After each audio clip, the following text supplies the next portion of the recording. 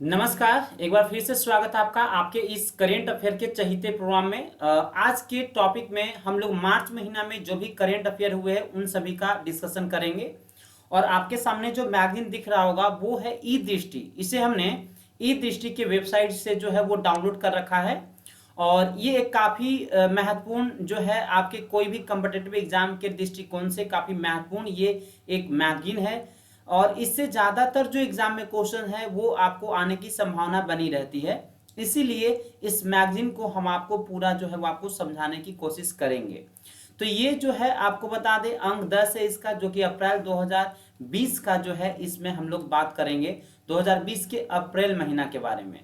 और इसमें पूरी प्रकार से जो फोकस होगा वो आपको हम बता दें कि कोरोना को लेकर इस पूरे आपको पाठ्यक्रम में जो है वो सूचित किया गया है।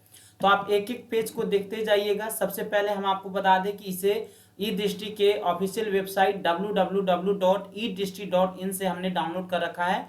आप ही चाहे तो वहां से जाकर इसे डाउनलोड कर सकते हैं। सबसे पहले स्टार्टिंग में आपको क्या क्या इसमें आपको पढ़ना है, इस वाले में क्या क्या चीज दे रखा है, इसके विषय में यहाँ चर्चा किया गया है। जिसमें सबसे पहले आपको दिखाई देगा राष्ट्रीय परिदृश्य, यानी कि जो नेशनल लेवल के न्यूज है उसका हम लोग चर्चा यहाँ पे करेंगे। इसका दोनों वीडियो हम आपके लिए लेकर आते हैं, हिंदी भी लेकर आते हैं, साथ में आपको अंग्रेजी माध्यम का भी लेकर आते हैं।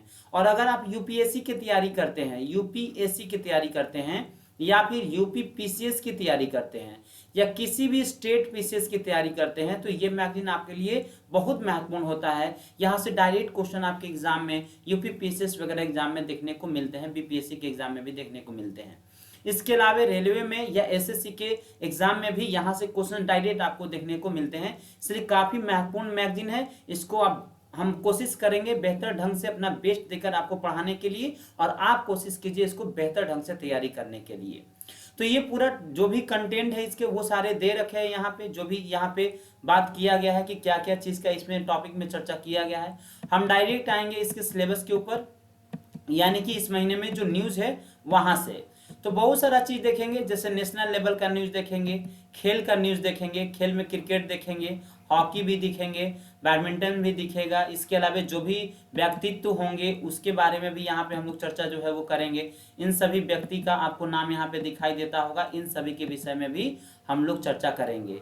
जो भी आपको मार्च महीना के महत्वपूर्ण पुरस्कार और सम्मान होगा उसका भी यहाँ पे चर्चा किया जाएगा। योजना परियोजना का चर्चा किया जाएगा। आयोग, समिति, ऑपरेशन या जो भी अभियान हुए हैं उन सभी का चर्चा करेंगे। जो भी संधि हुए हैं, जो भी समझौता हुए हैं उसके विषय में भी यहाँ पे चर्चा करेंगे।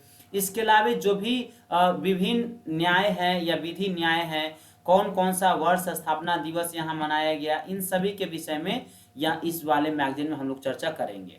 और इसका सबसे खास बात है कि जो ये स्टार्ट करता है क्वेश्चन के साथ स्टार्ट करता है, और क्वेश्चन के सहारे सभी चीजों को बताने की इसमें कोशिश किया जाता है। यहाँ पे राष्ट्रीय प्रदेश से हम लोग जो है वो प्रारंभ करने जा रहे हैं। यहाँ पे देख सकते हैं जो सबसे ऊपर लिखा हुआ आपको दिखाई देगा कि देश भर में कोरोना वायरस के चलते लॉकडाउन एवं एम्स नई दिल्ली के दिशा निर्देश, यानी कि आपको पता होगा कि 24 मार्च से जो हमारे देश में लॉकडाउन की स्थिति है कोरोना के वजह से है। और कोरोना की वजह से हमारा देश तो क्या पूरा विश्व जो है वो आज एक गंभीर समस्या में जो है वो उलझा हुआ है, जिससे बाहर निकलने का रास्ता फिलहाल जो है वो कहीं से भी नहीं दिख रहा है। एक प्रश्न है यहाँ पे, प्रश्न के साथ इसका हम लोग सॉल्यूशन करेंगे और उसी पे हम लोग क्या करेंगे तो आगे बढ़ेंगे। कह रहा है 24 मार्च 2020 को प्रधानमंत्री नरेंद्र मोदी ने देश भर में लॉकडाउन की घोषणा की। यह कब तक लागू रहेगा? आपको बता दें कि ये तो पहले जो लागू था वो 14 अप्रैल 2020 तक था, क्योंकि सबसे पहले जो लागू किया गया था वो 21 दिन के लिए लगाया गया था। उसके बाद जो है वो लॉकडाउन की अवधि लॉकडाउन 2 में जो है इसे इंक्रीज किया गया, और उसके बाद फिर से जो है इसे लॉकडाउन 3 में क्या किया गया तो इंक्रीज कर दिया गया। तो पहले आपको 21 दिन का था, 21 दिन के बाद इसको जो है वो 3 मई तक कर दिया गया था, और उसके बाद अब जो है वो 17 मई तक कर दिया गया है। 17 मई तक इसको लॉकडाउन को बढ़ा दिया गया है, यानी 2 सप्ताह का लॉकडाउन आपका और क्या हो गया, बढ़ गया है। और अगर समस्या गंभीर रहा तो देखिए ये एक ऐसी समस्या है जिसका एक ही उपाय है, सोशल डिस्टेंसिंग और एक आपका लॉकडाउन। इसके अलावा कोई दूसरा अभी इसका हम लोग के पास जो कह सकते हैं एंटीडोज नहीं मिल पाए हैं, कोई वैक्सीन इसकी नहीं तैयार हो पाई है, और कोई जो दवा है वो सही रूप से इसमें भी काम जो है वो नहीं आ सका है। आपको बता दें इसका जो आंसर होगा 14 अप्रैल 2020 होगा। 24 अप्रैल 2020 को प्रधानमंत्री नरेंद्र मोदी ने देश भर में लॉकडाउन की घोषणा की। यह 24 मार्च 2020 को रात 12 बजे से लागू किया गया था।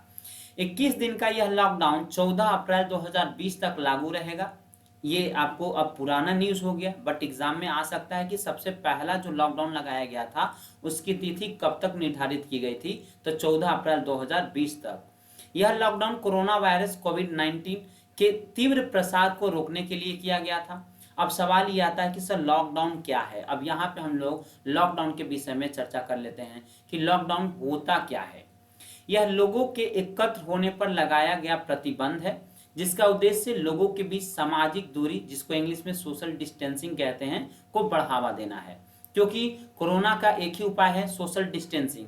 सोशल डिस्टेंसिंग के अलावा इसका और कोई फिलहाल दूसरा उपाय आपको नहीं दिखाई देता है। हालांकि लॉकडाउन में आवश्यक सेवाएं बहाल रहती हैं।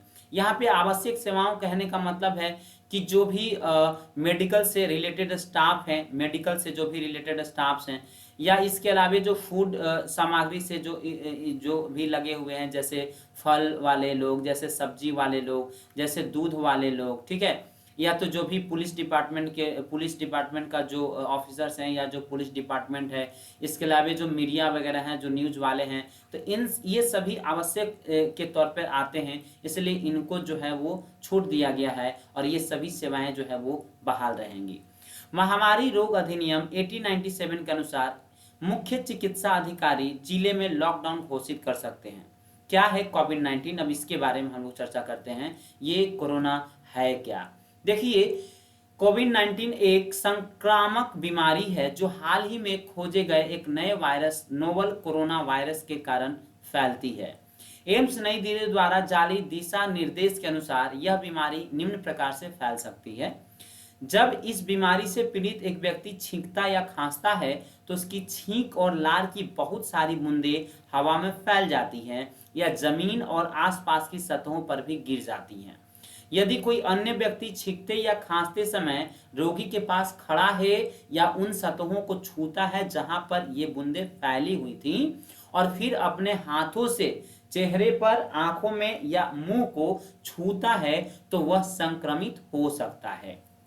यदि कोई व्यक्ति संक्रमित व्यक्ति से 1 मीटर की दूरी के भीतर है तो संक्रमण फैलने की संभावना अधिक रहती है।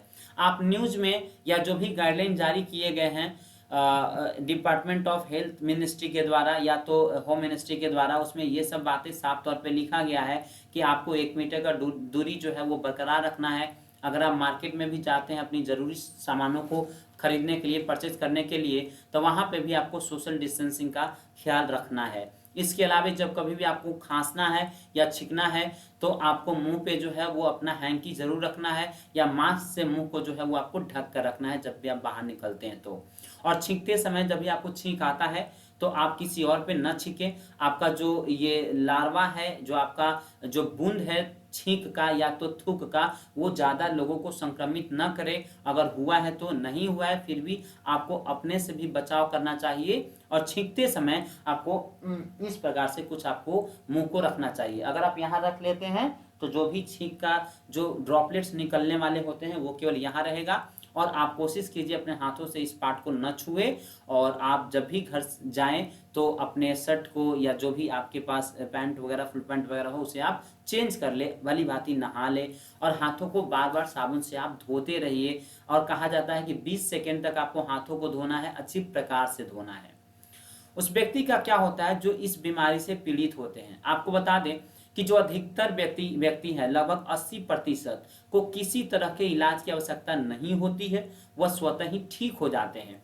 कुछ व्यक्ति जिसमें 20% से भी कम है, अस्पताल जाकर इलाज कराने की आवश्यकता उन्हें होती है। बहुत ही कम व्यक्ति को आईसीयू में इलाज की आवश्यकता होती है।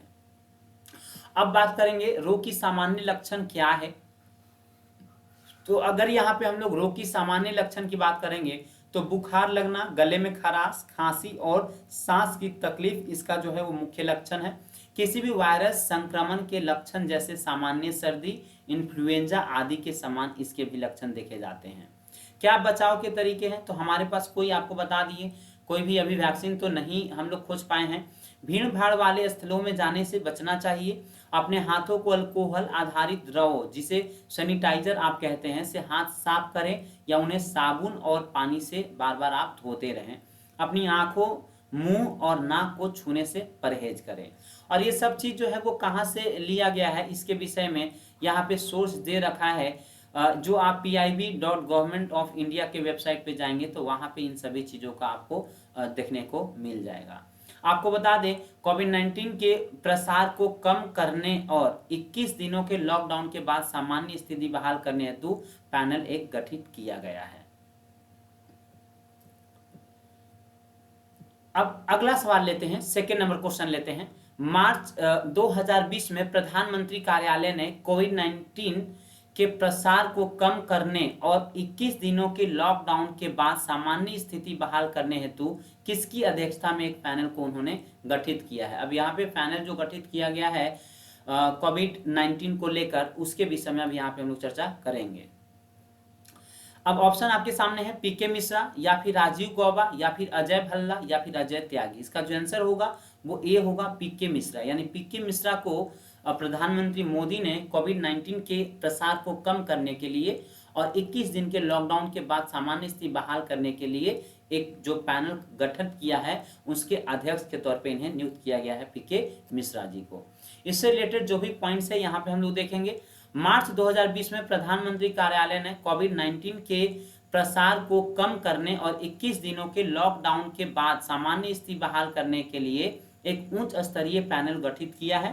प्रधानमंत्री के प्रधान सचिव पीके मिश्रा इस पैनल की अध्यक्षता करेंगे। यह एक उच्च स्तरीय पैनल स्वास्थ्य देखभाल में सुधार और अर्थव्यवस्था को पटरी पर लाने के उपाय सुझाएगी। इस पैनल में अलग अलग कार्यबल होंगे, प्रत्येक समूह में 6 सदस्य होंगे। ये बात को आप थोड़ा सा नोट डाउन कर लीजिएगा, याद कीजिएगा। इनमें सभी 20 सचिवों और 40 अन्य अधिकारियों को नियुक्त किया गया है। यह भी इंपॉर्टेंट लाइन है, ठीक है ना। अर्थव्यवस्था और कल्याण पैनल आर्थिक मामलों के सचिव के अधीन कार्य करेगा। यह पैनल निर्धन लोगों के लिए विशेष कल्याणकारी योजनाओं का भी सुझाव देगा।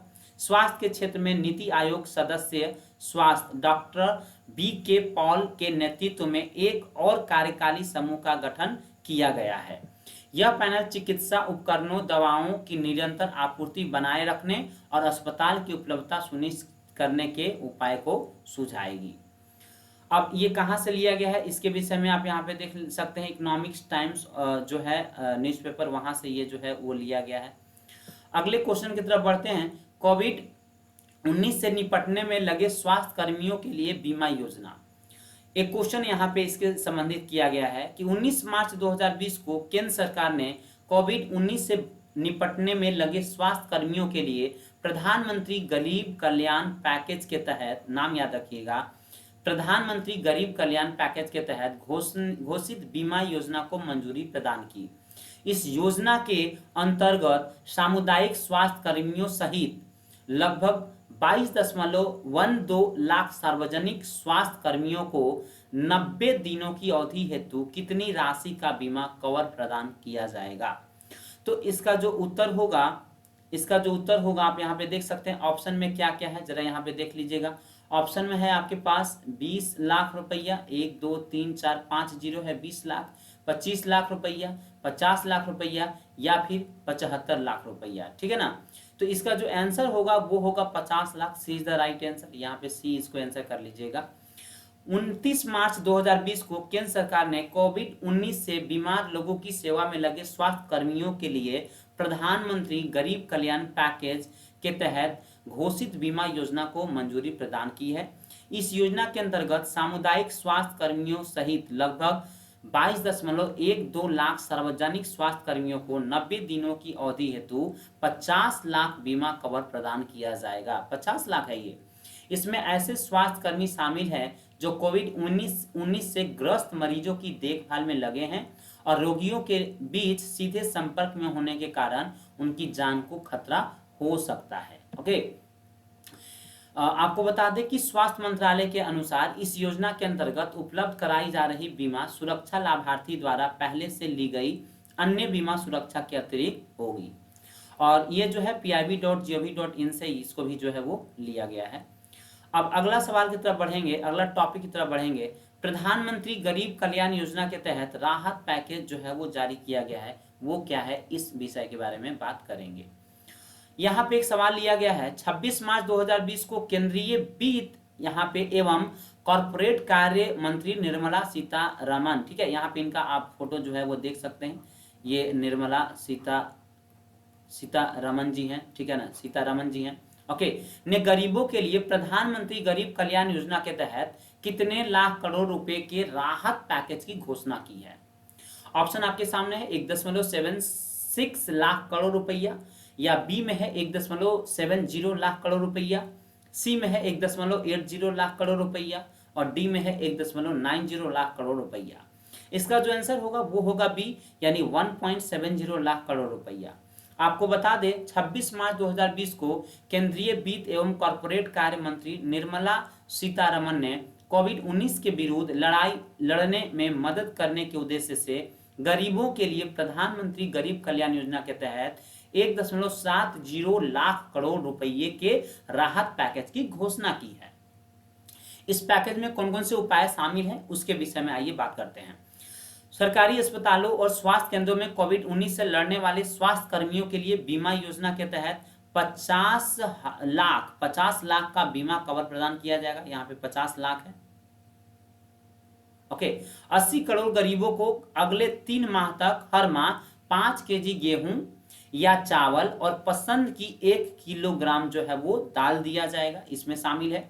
20 करोड़ महिला जनधन खाते धारकों को अगले 3 माह तक हर माह 500 रुपये मिलेंगे।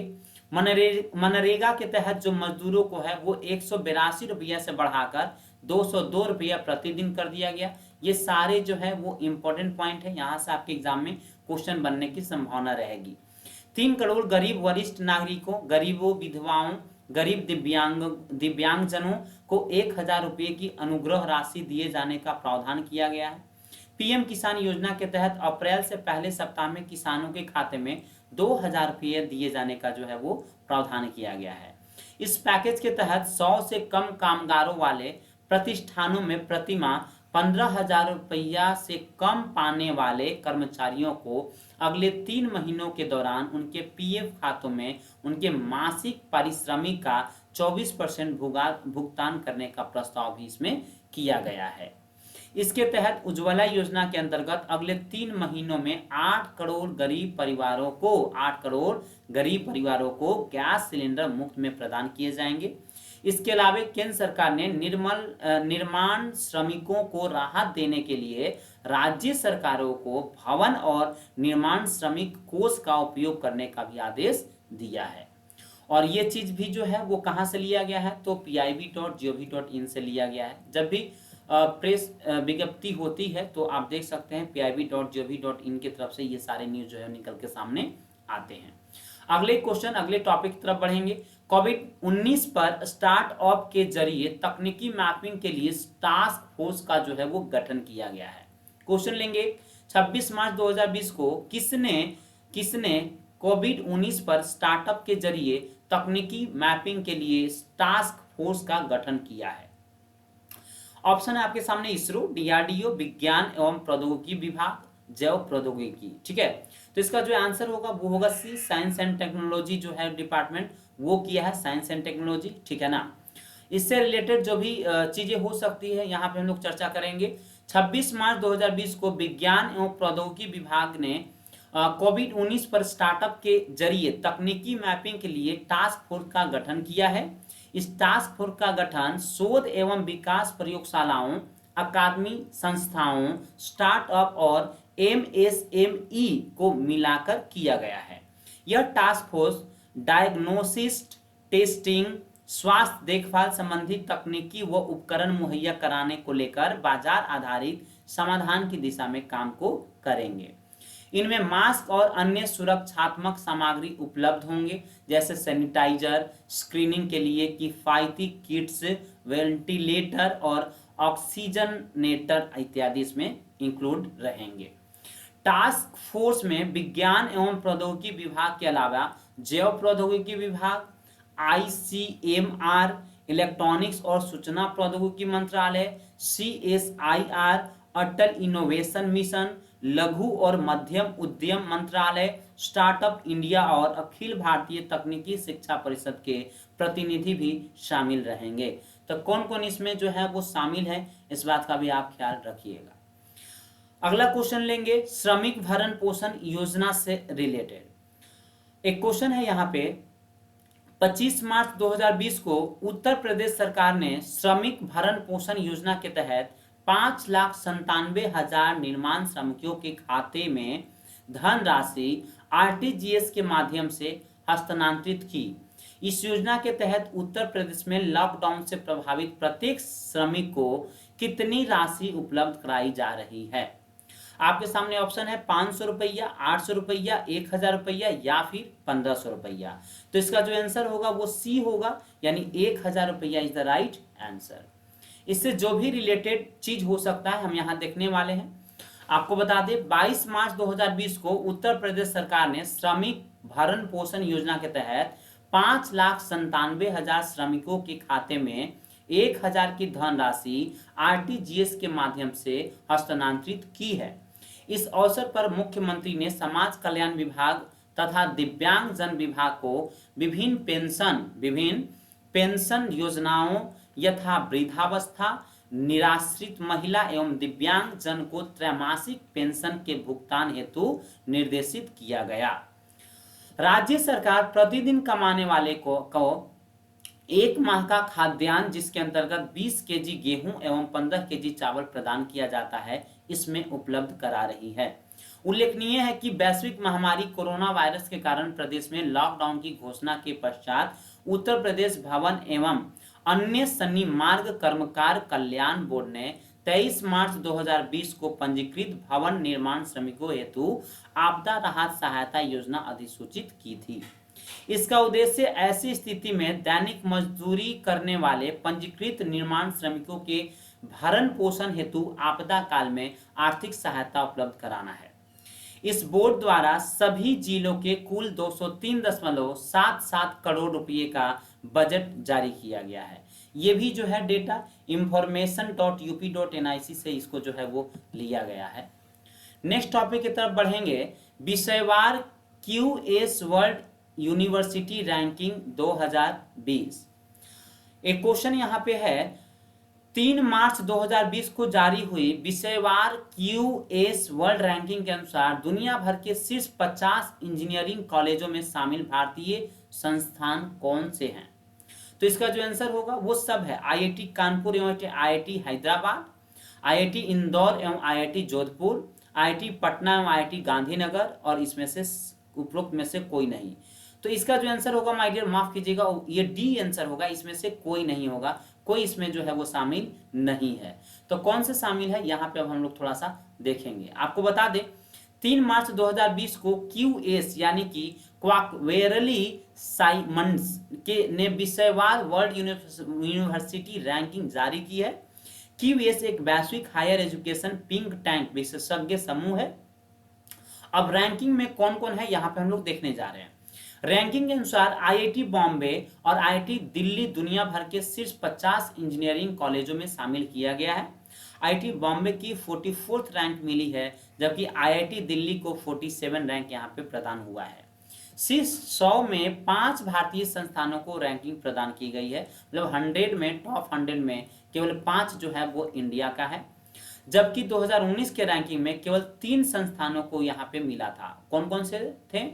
तो वहां पे IIT बॉम्बे था, IIT दिल्ली था, IIT मद्रास था, इनको जगह मिला था।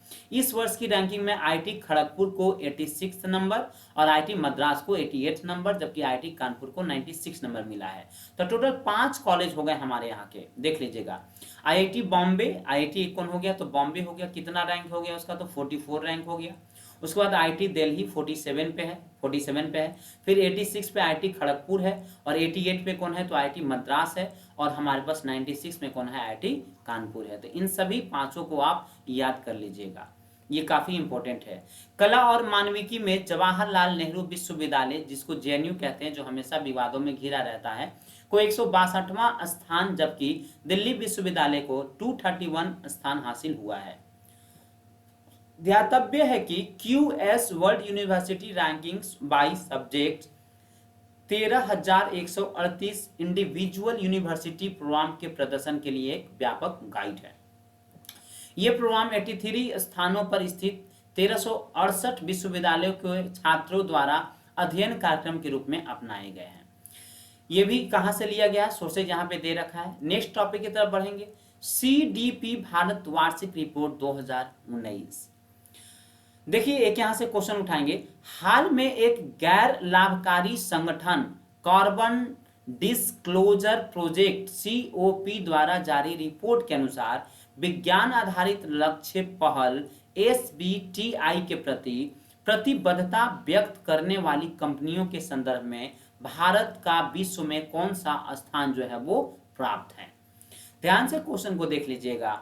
हाल में एक गैर लाभकारी संगठन कार्बन डिस्क्लोजर प्रोजेक्ट सीओपी द्वारा जारी रिपोर्ट के अनुसार विज्ञान आधारित लक्ष्य पहल एसबीटीआई के प्रति प्रतिबद्धता व्यक्त करने वाली कंपनियों के संदर्भ में भारत का विश्व में कौन सा स्थान है, 5वां, 6ठा, 7वां या फिर 8वां। इसका जो आंसर होगा वो क्या होगा तो 5वां होगा, यानी कि 5th रैंक इसको प्रदान किया गया है। इससे रिलेटेड जो भी बातें हो सकती हैं यहाँ पे चर्चा करेंगे। 20 जनवरी 2020 को गैर लाभकारी संगठन कार्बन डिस्क्लोजर प्रोजेक्ट सीडीपी, यहाँ पे सीओपी माय डियर गलती से लिखा हुआ है, ये सीडीपी होगा, ठीक है ना, सीडीपी होगा, द्वारा भारत वार्षिक रिपोर्ट 2019 इंडिया एनुअल रिपोर्ट 2019 जारी की गई। रिपोर्ट में कंपनियों के कार्बन उत्सर्जन कम करने से संबंधित गतिविधियों का आकलन किया गया।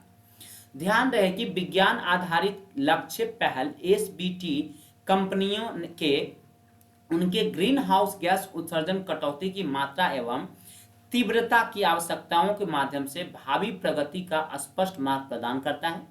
रिपोर्ट के अनुसार विज्ञान आधारित लक्ष्य पहल के प्रति प्रतिबद्धता व्यक्त करने वाली कंपनियों की संख्या की दृष्टि से संयुक्त राज्य अमेरिका 135 कंपनियां का पहला स्थान है।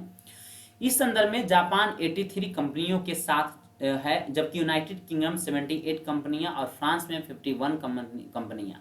तो जो जापान है वो सेकेंड नंबर पे है, और यहाँ पे यूनाइटेड किंगडम जो है वो तीसरे स्थान पर है, जबकि फ्रांस जो है वो चौथे स्थान पर है। इस संदर्भ में भारत जो है वो 38 कंपनियों के साथ 5वें स्थान पर है। तो भारत का स्थान याद रखिएगा, 5वें स्थान पर ये जो है वो मौजूद है, ठीक है ना।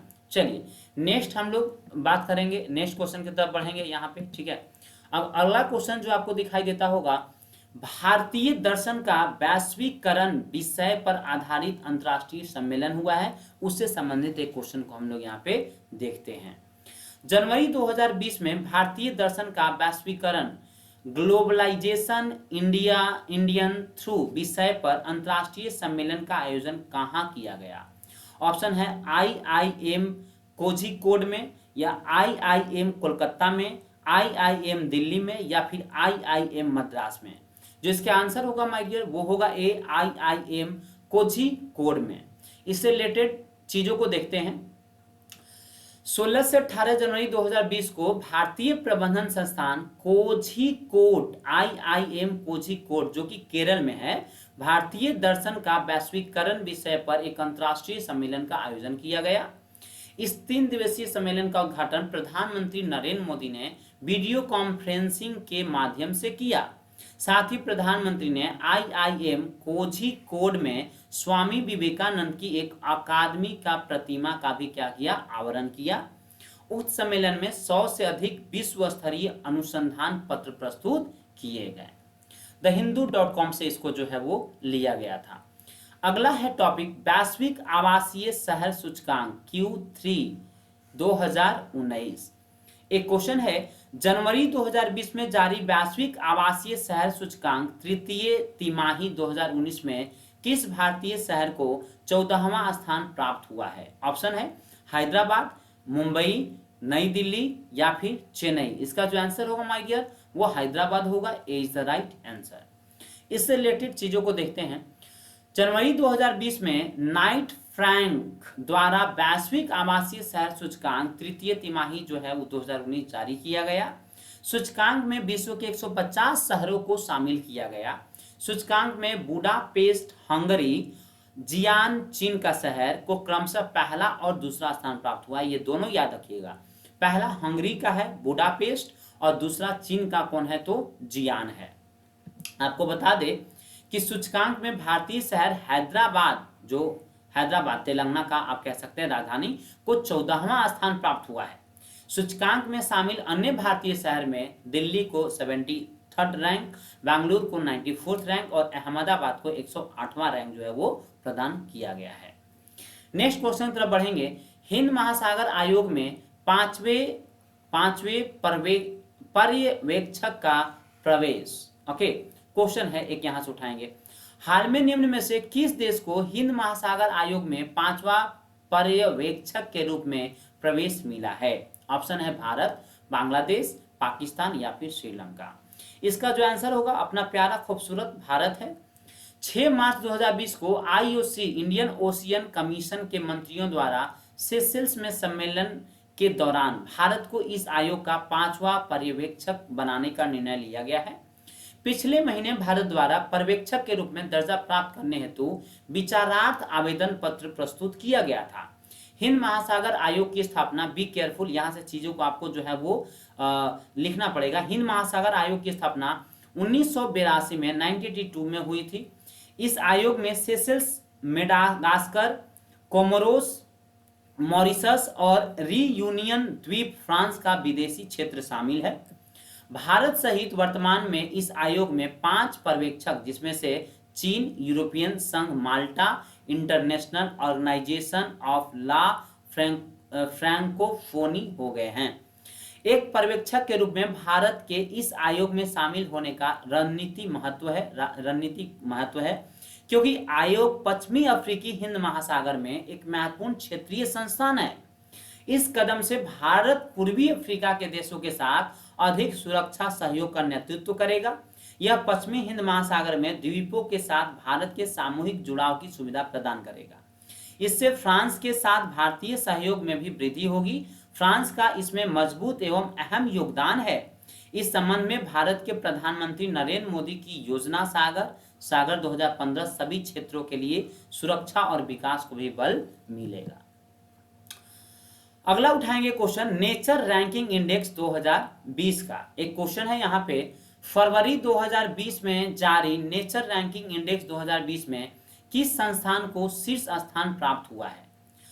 ऑप्शन है आपके सामने CSIR नई दिल्ली, IISc बेंगलोर, TIFR मुंबई या फिर IIT बॉम्बे। तो इसका जो आंसर होगा ए होगा CSIR नई दिल्ली। आपको बता दें फरवरी 2020 में नेचर रैंकिंग इंडेक्स 2020 जारी किया गया। सूचकांक में 1 दिसंबर 2018 से 30 नवंबर 2019 के मध्य अनुसंधान संस्थानों को उनके कुल अनुसंधान प्रदर्शन के आधार पर रैंकिंग प्रदान की गई। वैज्ञानिक एवं औद्योगिक अनुसंधान परिषद CISR नई दिल्ली को सूचकांक में शीर्ष स्थान प्राप्त है, यानी CSIR इसमें जो है वो सबसे टॉप रैंक पे है। भारतीय विज्ञान संस्थान जो IIC बेंगलोर है उसका सूचकांक में सेकंड नंबर पे है। Tata institute of fundamental research TIFR Mumbai को थर्ड स्थान जो है वो प्रदान किया गया है। सूचकांक में स्थान पाने वाले अन्य संस्थान में Homi Bhabha national institute, IIT Bombay और IIT मद्रास भी शामिल है। अगला क्वेश्चन है इंडिया फार्मा तथा इंडिया मेडिकल डिवाइस सम्मेलन 2020 से रिलेटेड। क्वेश्चन क्या कह रहा है, 5 से 7 मार्च 2020 के इंडिया फार्मा तथा इंडिया मेडिकल डिवाइस सम्मेलन कहां आयोजित किया गया? आपके सामने ऑप्शन रहे जयपुर, मुंबई, पुणे या फिर गांधीनगर। तो इसका जो आंसर होगा वो डी होगा, Gandhinagar is the right answer.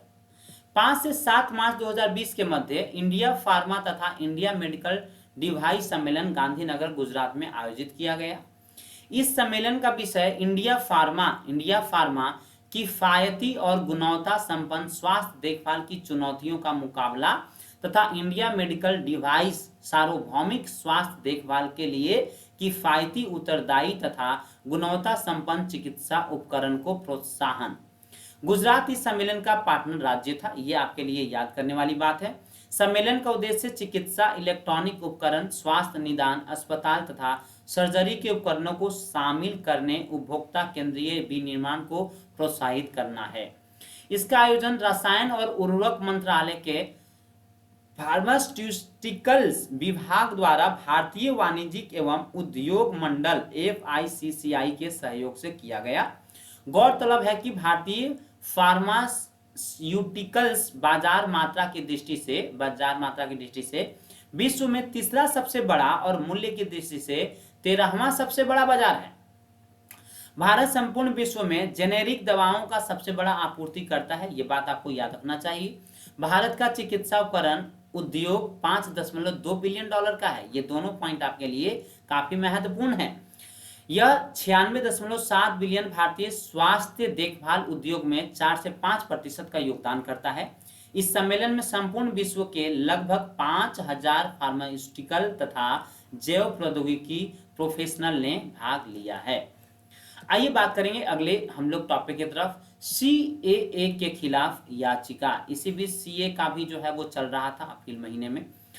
मार्च 2020 में संयुक्त राष्ट्र को कौन सी एजेंसी भारत के नागरिकता संशोधन अधिनियम 2019 के मुद्दे पर सुप्रीम कोर्ट में याचिका दायर की है? तो आपके सामने देख सकते हैं, ऑप्शन है UNSCR, UNCTAD, UNHRC या फिर यूनिसेफ। तो इसका जो आंसर होगा सी होगा, UNHRC। जानते हैं इसके विषय में। 3 मार्च 2020 को संयुक्त राष्ट्र की एजेंसी संयुक्त राष्ट्र मानवाधिकार परिषद, जिसको United Nations human right council UNHRC कहते हैं, ने भारत के नागरिकता संशोधन अधिनियम CAA 2019 के मुकदमे पर याचिका दायर की है। परिषद का कहना है कि नागरिकता संशोधन कानून मुस्लिमों को दरकिनार कर सकता है। यह हस्तक्षेप संयुक्त राष्ट्र मानवाधिकार आयुक्त मिशेल बैचलेट जेरिया द्वारा किया गया। वहीं दूसरी ओर भारत का कहना है कि नागरिकता संशोधन अधिनियम भारत का आंतरिक मामला है। कोई भी बाह्य संस्था, पार्टी, व्यक्ति भारत के इस आंतरिक मामले में हस्तक्षेप नहीं कर सकती है। गौरतलब है कि नागरिकता संशोधन अधिनियम संबंधी कई मामले सुप्रीम कोर्ट में दर्ज किए गए हैं, जिस पर सुनवाई अभी जारी है। संयुक्त राष्ट्र मानवाधिकार परिषद UNHRC की स्थापना 15 मार्च 2006 को हुई थी, ये बात आपको याद रखनी चाहिए, जिसका मुख्यालय जेनेवा के स्विट्जरलैंड में है, स्विट्जरलैंड के जेनेवा में स्थित है। ये दोनों पॉइंट्स आपके एग्जाम में क्वेश्चंस बनेंगे जनरल अवेयरनेस से रिलेटेड। इसका कार्य दुनिया भर में मानवाधिकारों के उल्लंघन की स्थितियों को दूर करना है। ध्यान रहे कि नागरिकता संशोधन कानून 2019 का संबंध पाकिस्तान, बांग्लादेश और अफगानिस्तान के धार्मिक अल्पसंख्यकों को भारतीय नागरिकता प्रदान करने से है। 11वां बैंगलोर इंडिया नैनो 2020। अब हम लोग टॉपिक की बात जो है वो करने वाले हैं। चलिए क्वेश्चन उठाते हैं। 2 से 4 मार्च 2020 के मध्य 11वें बैंगलोर इंडिया नैनो सम्मेलन एवं प्रदर्शनी का आयोजन बैंगलोर में किया गया। इसका मुख्य विषय क्या था? तो ऑप्शन है आपके सामने, उद्योग 4.0 के लिए नैनो विज्ञान और नैनो प्रौद्योगिकी में नए आयाम, सतत विकास के लिए नैनो विज्ञान और नैनो प्रौद्योगिकी, लघु उद्यमों के विकास के लिए नैनो विज्ञान एवं नैनो प्रौद्योगिकी, उपयुक्त में से कोई नहीं। तो इसका जो आंसर होगा माय डियर वो ए होगा, उद्योग 4.0 के लिए नैनो विज्ञान और नैनो प्रौद्योगिकी में नए आयाम। इससे रिलेटेड कंटेंट देखते हैं। 2 से 4 मार्च 2020 के मध्य 11वें बैंगलोर इंडिया नैनो यानी 11th बैंगलोर इंडिया नैनो सम्मेलन और प्रदर्शनी बैंगलोर कर्नाटक में आयोजन किया गया। इस कार्यक्रम का मुख्य विषय जो थीम था वो था उद्योग 4.0 के लिए नैनो विज्ञान और नैनो प्रौद्योगिकी में नए आयाम, new dimensions in nano science and nano technology for industry 4.0। तो ये इंपॉर्टेंट पॉइंट रहेगा आपके लिए। थीम बहुत सारे एग्जाम में जो है वो पूछा करता है। इस 3 दिवसीय कार्यक्रम का आयोजन विज्ञान एवं प्रौद्योगिकी विभाग, कर्नाटक सरकार और जवाहरलाल नेहरू उन्नत वैज्ञानिक अनुसंधान केंद्र JNCASR ने अन्य सरकारी संस्थानों और कॉरपोरेट कंपनियों के साथ मिलकर किया। JNCASR विज्ञान एवं प्रौद्योगिकी विभाग एक स्वायत्त संस्थान है। इस कार्यक्रम का उद्घाटन कर्नाटक के उप मुख्यमंत्री डॉक्टर CN अश्वत्थ नारायण ने प्रसिद्ध वैज्ञानिक भारत रत्न प्रोफेसर CNR राव के साथ किया। इनमें JNCASR ने एंटी माइक्रोबियल प्रतिरोध से संबंधित संक्रमण से निपटने के लिए अभिनव रूप से संबंधित अनुसंधान कार्य, पर्यावरण के अनुकूल बैटरी और कृषि क्षेत्र के लिए विकसित नैनो तकनीकी उपकरण का प्रदर्शन भी किया है। नेक्स्ट क्वेश्चन हम लोग लेंगे ET ग्लोबल बिजनेस समिट 2020 से संबंधित एक क्वेश्चन है। 6 से 7 मार्च 2020 को ET ग्लोबल बिजनेस समिट कहां संपन्न हुआ? ऑप्शन है जयपुर में, नई दिल्ली में, मुंबई में या फिर अहमदाबाद में। तो इसका जो आंसर होगा बी होगा, नई दिल्ली। नई Delhi is the right answer. सुनिएगा, 6 से 7 मार्च 2020 को ET ग्लोबल बिजनेस समिट 2020 नई दिल्ली में आयोजित हुआ। ये याद रखिएगा कहां हुआ था, तो नई दिल्ली में हुआ था सर। सम्मेलन का विषय था सृजन के लिए सहयोग, खंडित विश्व में सतत विकास, collaborate to create sustainable growth in a fractured world. ठीक है, ये इसका क्या था, तो विषय था, थीम था। इसको आप स्टार बना सकते हैं। 6 मार्च 2020 को प्रधानमंत्री नरेंद्र मोदी ने इस सम्मेलन को संबोधित किया था। अगला क्वेश्चन लेंगे, स्वस्थ भारत मिशन ग्रामीण के दूसरे चरण का जो है शुभारंभ हुआ था, इससे संबंधित क्वेश्चन कह रहा है 4 मार्च 2020 को केंद्रीय जल शक्ति मंत्री राजेंद्र सिंह शेखावत ने स्वस्थ भारत मिशन ग्रामीण के दूसरे चरण का शुभारंभ किया। इस चरण के संबंध में विकल्प में कौन सा तथ्य सही नहीं है? तो पहला है, इस चरण में देश के प्रत्येक ग्राम पंचायत में प्रभावी ठोस और तरल अपशिष्ट प्रबंधन की स्थापना करने पर जोर दिया जाएगा। ये सही है। दूसरे चरण की अवधि वर्ष 2020-21 से वर्ष 2024 से 25 तक होगी। ये भी सही है। दूसरे चरण में 2,40,881 करोड़ रुपए का राशि परिव्यक्त किया जाएगा। ये गलत है। खुले में शौच मुक्त ODF प्लस के ठोस और तरल अपशिष्ट प्रबंधन घटक की निगरानी 4 मुख्य क्षेत्रों के लिए उत्पादन परिणाम संकेतों के आधार पर की जाएगी। ये भी सही है। तो इसका जो आंसर होगा वो हो जाएगा सी, क्योंकि सही नहीं है आपसे जो है वो पूछा गया था। चलिए, इससे संबंधित, इससे रिलेटेड जो भी चीज हो सकता है देख लेते हैं। 4 मार्च 2020 को केंद्रीय जल शक्ति मंत्री गजेंद्र सिंह शेखावत ने नई दिल्ली में आयोजित राष्ट्रीय प्रसार और परामर्श कार्यशाला में स्वच्छ भारत मिशन ग्रामीण के दूसरे चरण का शुभारंभ किया। दूसरे चरण में फोकस शौचालय पहुंच और उपयोग के मामले में विगत 5 वर्षों में कार्यक्रम के तहत लाभ को बनाए रखने पर होगा। इस चरण में देश के प्रत्येक 5 पंचायत में प्रभावी ठोस और तरल अपशिष्ट प्रबंधन की स्थापना पर विशेष जोर दिया जाएगा। स्वच्छ भारत मिशन ग्रामीण के दूसरे चरण की अवधि 2020-21 से 2024-25 तक बढ़ेगी, यानी कि होगी, क्योंकि ये सेकंड वाला है। मिशन मोड में संचालित इस चरण में 1,40,881 करोड़ रुपए की राशि जो है वो खर्च की जाएगी। इस राशि में 52,497 करोड़ रुपए की राशि पेयजल और स्वास्थ्य विभाग के बजट से आवंटित की जाएगी।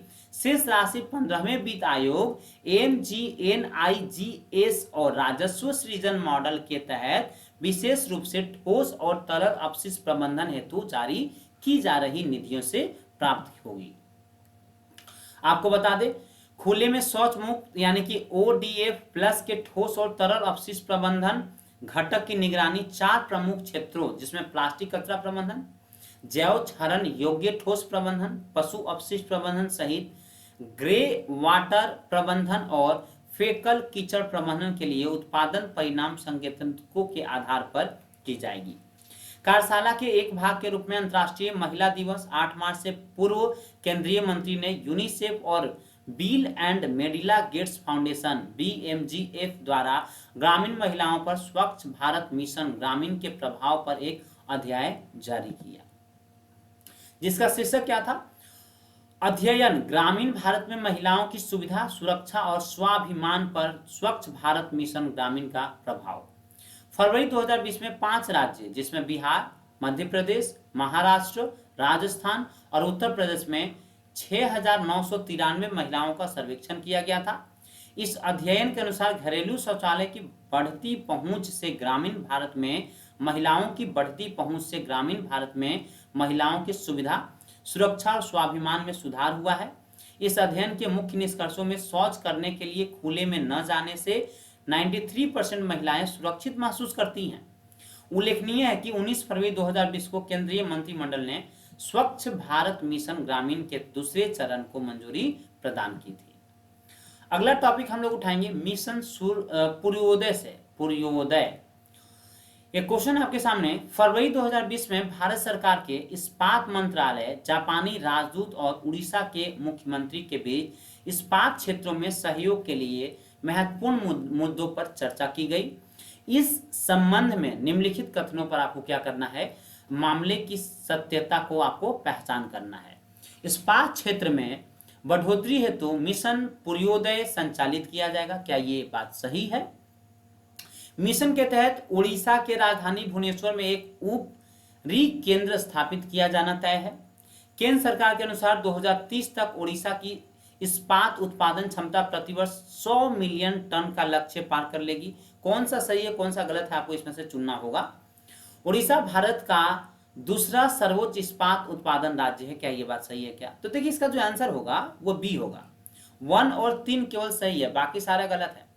ये तो गलत है, 4 गलत है, 2 गलत है, पहला सही और तीसरा क्या है? सही है। अब इसके विषय में हम आपको डिटेल बता देते हैं कि इस्पात क्षेत्रों में बढ़ोतरी हेतु मिशन पूर्वोदय संचालित किया जाएगा, ये सही है। केंद्र सरकार के अनुसार 2030 तक उड़ीसा की इस्पात उत्पादन क्षमता प्रतिवर्ष 100 मिलियन टन का लक्ष्य पार कर लेगी, ये भी बात सही है। बाकी चीजें जो है वो गलत है। फरवरी 2020 में भारत के इस्पात मंत्री धर्मेंद्र प्रधान, ये आप याद रखिएगा, जापानी राजदूत सतोशी सुजुकी, ये भी पूछ सकता है, और उड़ीसा के मुख्यमंत्री नवीन पटनायक के साथ भुवनेश्वर में इस्पात क्षेत्र में सहयोग के लिए महत्वपूर्ण मुद्दों पर चर्चा की गई। मुद्दों के तहत पूर्वी भारत में एक एकीकृत स्टील हब बनाने की सहमति प्रदान की गई, जिसे मिशन पूर्वोदय द्वारा संचालित किया जाएगा।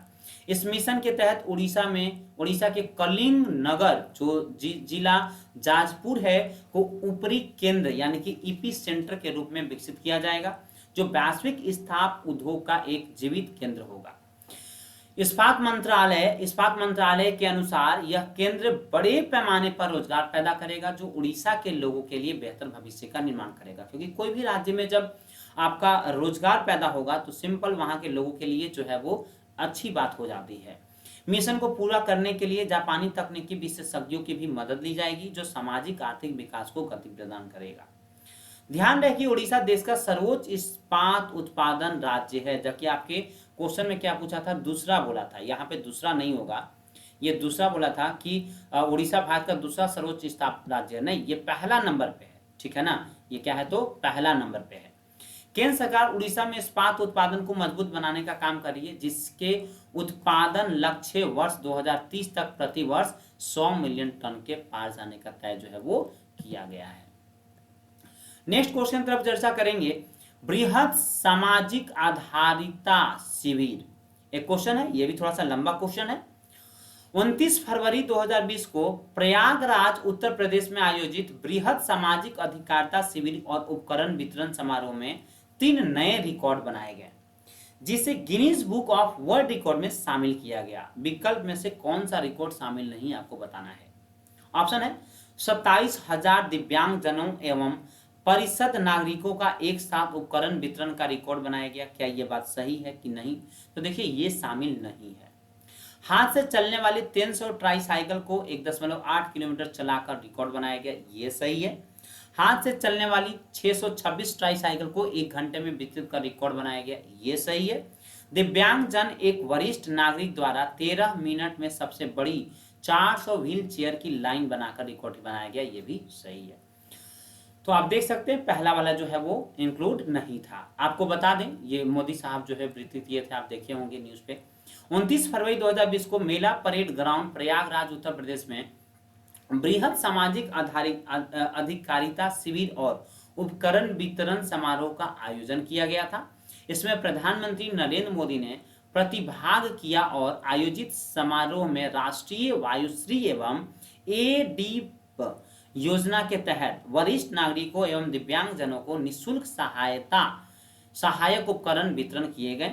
इस शिविर में लगभग 27,000 दिव्यांगजनों एवं वृद्धजनों को ट्राईसाइकिल, मोटराइज्ड ट्राईसाइकिल, श्रवण यंत्र, व्हील चेयर, चलने वाली स्टिक एवं अन्य उपकरण वितरण किए गए।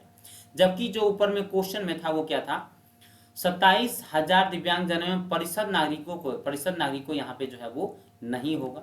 नेक्स्ट इसमें पॉइंट हम लोग बात कर लेते हैं। इस शिविर में 3 नए रिकॉर्ड बने जिसमें Guinness book of world record में दर्ज कराए गए, जिनके लिए Guinness book of world record के उपस्थित प्रतिनिधि में प्रमाण पत्र प्रदान किया। पहला जो Guinness book of world record बनाया गया वो हाथ से चलने वाली 300 ट्राईसाइकिल को 1.8 किलोमीटर चलाकर बनाया गया। ये एक पहला रिकॉर्ड बोला था आपसे। दूसरा था हाथ से चलने वाली 626 ट्राईसाइकिल को 1 घंटे में वितरित कर बनाया गया था, ये दूसरा है। और तीसरा है विश्व रिकॉर्ड दिव्यांगजनों व वरिष्ठ नागरिकों को द्वारा 13 मिनट में सबसे बड़ी 400 व्हील चेयर की लाइन बनाकर बनाया गया। इस शिविर में मंच पर प्रधानमंत्री सहित अन्य वक्ताओं का साइन ट्रांसलेशन इरफान द्वारा किया गया। उल्लेखनीय है कि केंद्र सरकार द्वारा सरकारी नौकरियों में दिव्यांगजनों के आरक्षण को 3% से बढ़ाकर 4% और उच्च शिक्षा में 3% से बढ़ाकर 5% कर दिया गया है। देखिए इसका पहला आंसर क्यों नहीं हुआ था, क्योंकि रिकॉर्ड बोला था कि कौन सा वर्ल्ड रिकॉर्ड जो है वो बनाया गया था, तो ये वर्ल्ड रिकॉर्ड नहीं बना है, बाकी तीनों जो था वो वर्ल्ड रिकॉर्ड था, इसलिए वहां पे पहला क्या हुआ था, गलत हुआ था। केंद्र सरकार द्वारा अब तक पूरे देश में लगभग 9,000 कैंपों का विशेष आयोजन करके लगभग 900 करोड़ रुपए से अधिक उपकरण वितरण किए गए हैं।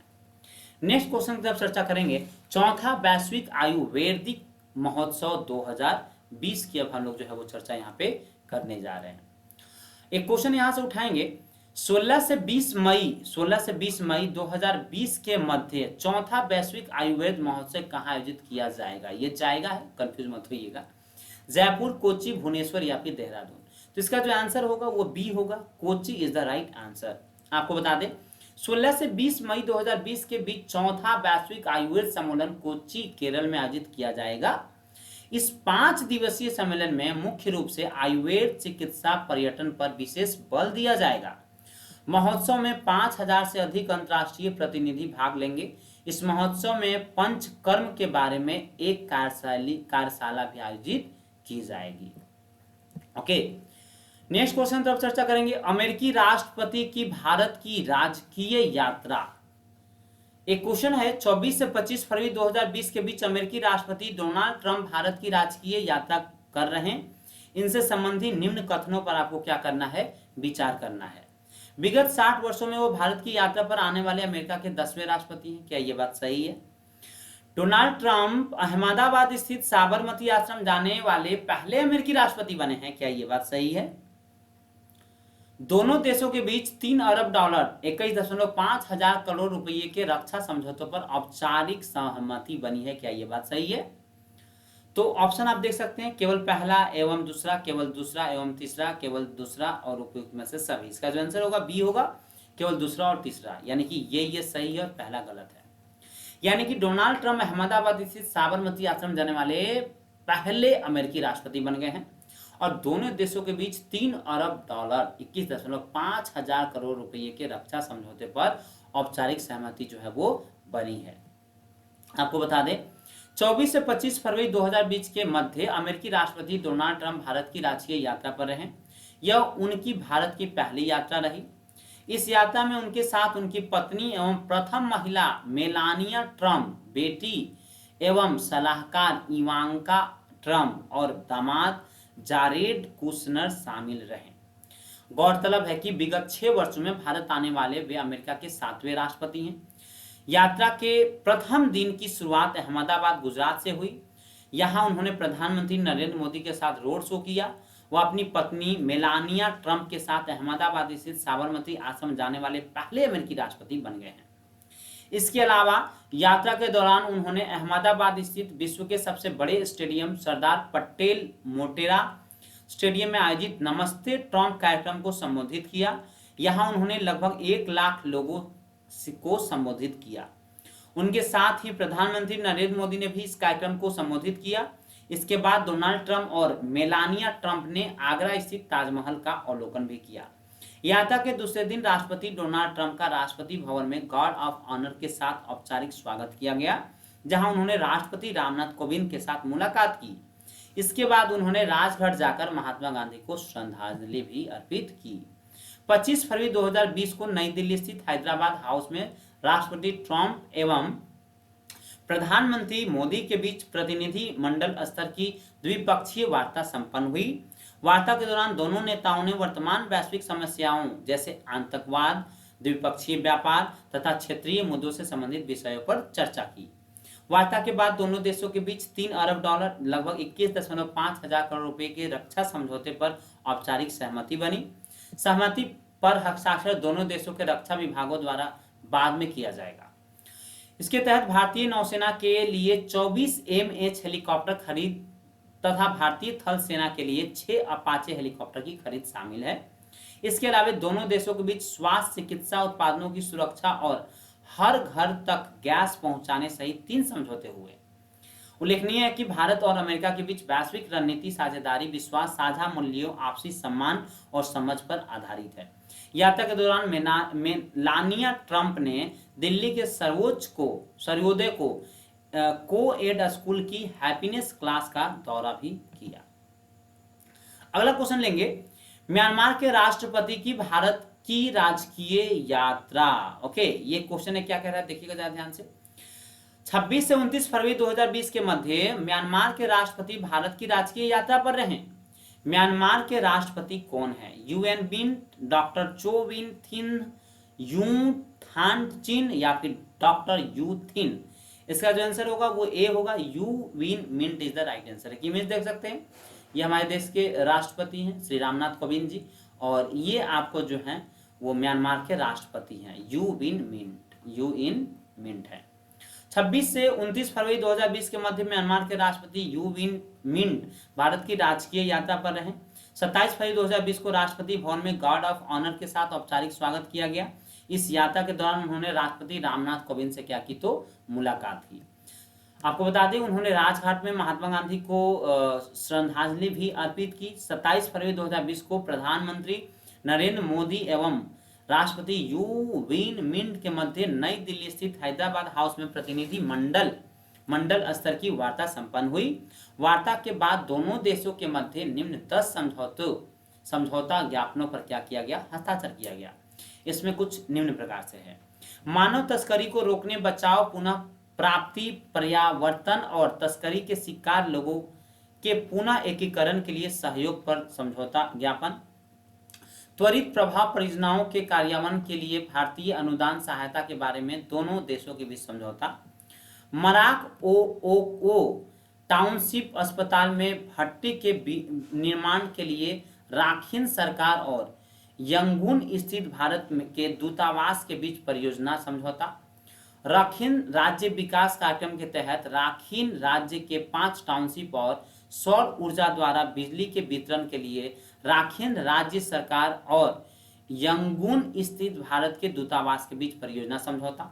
लकड़ी की तस्करी रोकने और बाघों और अन्य वन्य जीवों के संरक्षण हेतु सहयोग के लिए समझौता ज्ञापन। यहाँ पे बाघों होगा माइडियर, बाघों नहीं। भारत के संचार मंत्रालय और म्यांमार के परिवहन और संचार मंत्रालय के बीच संचार के क्षेत्र में सहयोग समझौते ज्ञापन इत्यादि। अगला क्वेश्चन है पूर्वी आंचलिक परिषद की 24वीं बैठक से लेकर। क्वेश्चन क्या कह रहा है, 28 फरवरी 2020 को पूर्वी आंचलिक परिषद की 24वीं बैठक कहाँ संपन्न हुई? रांची में, भुवनेश्वर में, कोलकाता में या फिर पटना में? इसका जो आंसर होगा भुवनेश्वर होगा, उड़ीसा की राजधानी। आपको बता दें 28 फरवरी 2020 को पूर्वी आंचलिक परिषद की 24वीं बैठक जो है वो भुवनेश्वर ओडिशा में संपन्न हुई। केंद्रीय गृह मंत्री अमित शाह ने इस बैठक की अध्यक्षता किया था। यह भी आपके लिए इंपॉर्टेंट क्वेश्चन है, ये एग्जाम में पूछा जा सकता है, किसकी अध्यक्षता किसने किया था। उड़ीसा के मुख्यमंत्री नवीन पटनायक इस बैठक के उपाध्यक्ष रहे। गौरतलब है कि राज्य पुनर्गठन अधिनियम 1956 की धारा 15 से 22 के तहत वर्ष 1957 में 5 आंचलिक परिषदों की स्थापना की गई थी। केंद्रीय गृह मंत्री इन 5 आंचलिक परिषदों का अध्यक्ष और मेजबान राज्य इसका उपाध्यक्ष होता है, जिसे प्रतिवर्ष बारी बारी से चुना जाता है।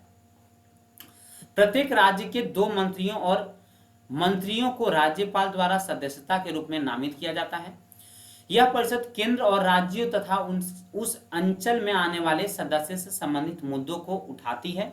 इसके अलावा यह परिषद सदस्य राज्यों के बीच पैदा हुए विवादों और अड़चनों को सुलझाने के लिए एक मंच प्रदान करती है।